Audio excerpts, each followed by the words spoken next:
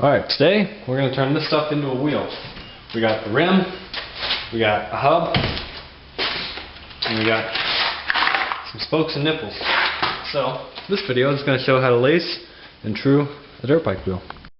So this is the hub off of my CR80. Cleaned up, didn't paint it, cleaned up pretty good. This is a new Excel rim, 14 inch, a couple scratches on it. But whatever, it's brand new. It's just I wasn't too careful with it. Now the only problem that I had with this, I've already laced this once, but I had to take it apart because this hub diameter, you know, these holes are drilled to go at a certain angle, but the maximum angle was not quite to the edge of the hub. It was like this, so the spoke had to bend to meet that angle. So I had to drill these holes at a different angle. But as long as your hub diameter isn't too large, or larger than this was designed for, you'll be fine. I just had to drill them out. So you can sort of see the texture difference. That hole in the center there is one I drilled. This is a factory hole, the one I drilled, and then that one there in between them is obviously the valve stem hole. Can't really tell a difference, definitely not in size, but they are a little bit bigger. And I tried to drill the angle better so that it would fit my hub.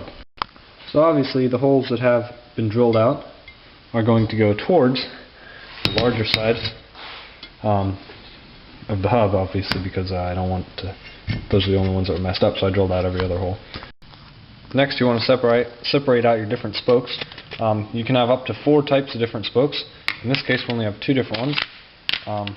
There's a left and a right spoke basically, but you can see the obvious difference there in length.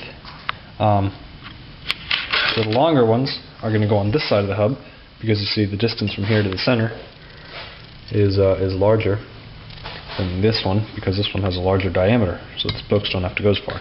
So the short ones go over here, long ones go over here.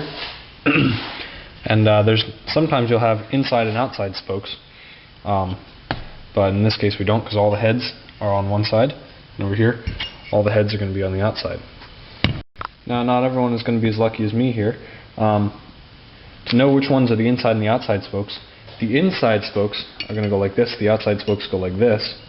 The outside spokes will have a tighter angle. Imagine this, instead of coming out this way, it'll go that way. And those would go on the outside. Reason being, if the curved ones, or the ones that have less of an angle, they are pointing towards the rim. But if you put it over here, it would point all the way out from the rim. But you put it this way, and it points pretty much towards the rim, and the hub is usually angled in anyway. So let's start assembling the rim.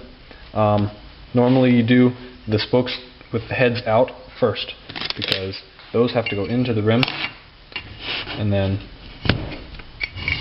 come out. And that would be difficult if the other spokes on the other side were there. So you always do the heads out spokes first, and then once the wheel is halfway assembled with the heads out spokes for each side, then you can go through the spokes, do the heads in spokes.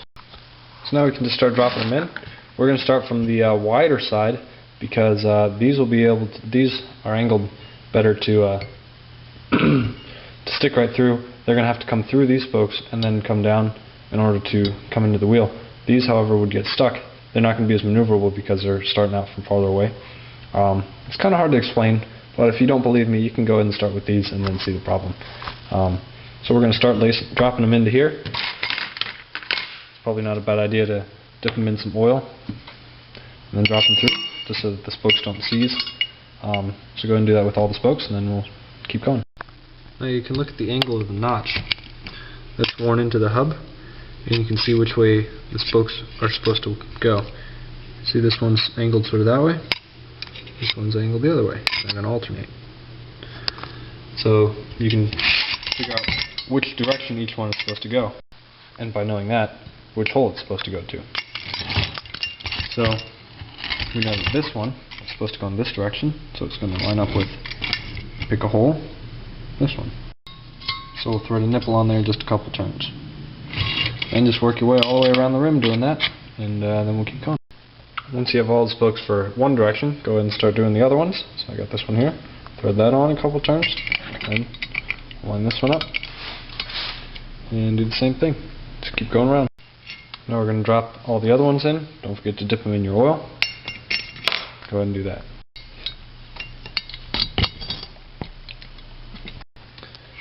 Now that we're on the other side, we're probably only going to be able to do one at a time. Let's go ahead and drop one in. Check the notch to see which way it was supposed to go.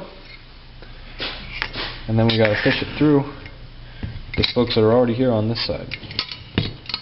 So it can sometimes be a pain in the butt to do this without scratching your rim. And then find the hole that it lines up with, put a nipple on. We'll do the next one. And just work your way around. Okay, so now we started doing the other spokes, for the last set of spokes anyway. Now this will not be able to be assembled unless you take the outside spokes here off, but you don't want to take them out of the hub, you just want to disconnect them from the rim. And you can get this one over, put its nipple on, and line this one back up, put its nipple on, and then work your way around. So now we have a complete wheel, but it's kind of loose. So now what we're going to do is we're going to go around and tighten every screw, or every nipple I should say, until they have the same amount of thread showing.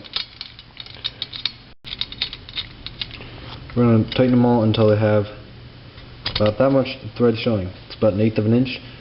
It doesn't have to be perfect. The closer you get, obviously, the better it'll work.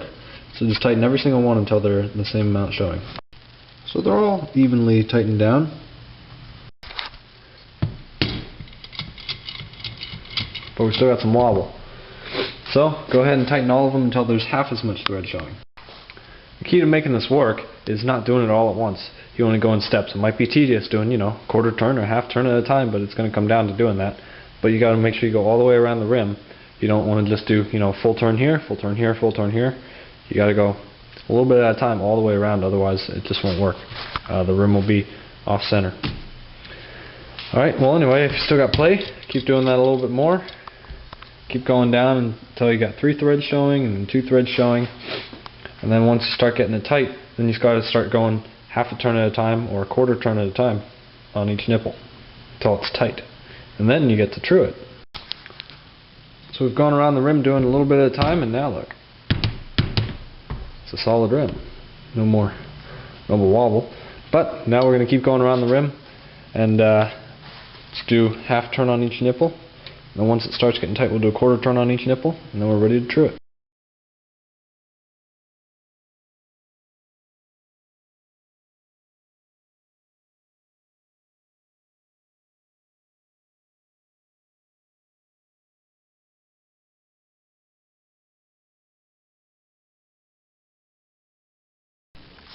Now if you have a truing stand, that's a very useful and nice tool to have.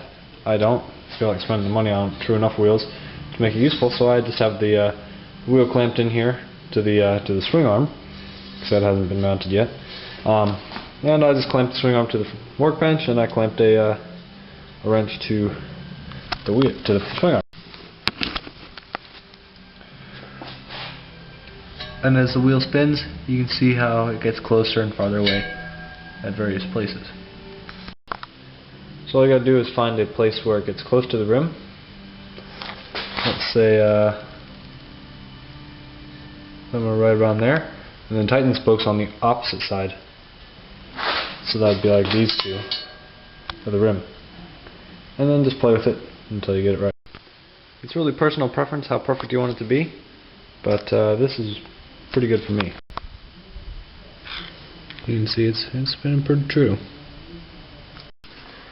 And the more evenly and perfectly you did, half a turn on each, and started at equal amounts of threads showing on each spoke, the easier it'll be to true. I only had to adjust about 3 spokes for the one hop that was too close, and 2 spokes for a hop that was this way, and got it perfectly trued up. And that's basically all there is to it. Then you can mount your tire, and you're good to go. One last thing is for the first few rides you want to make sure you check the spoke tension after every ride, because the spokes will settle in and things like that. So just keep an eye on them for the first few rides. And there's the finished product, laced and trued. Rubber side down, guys. Have fun. Thanks for watching.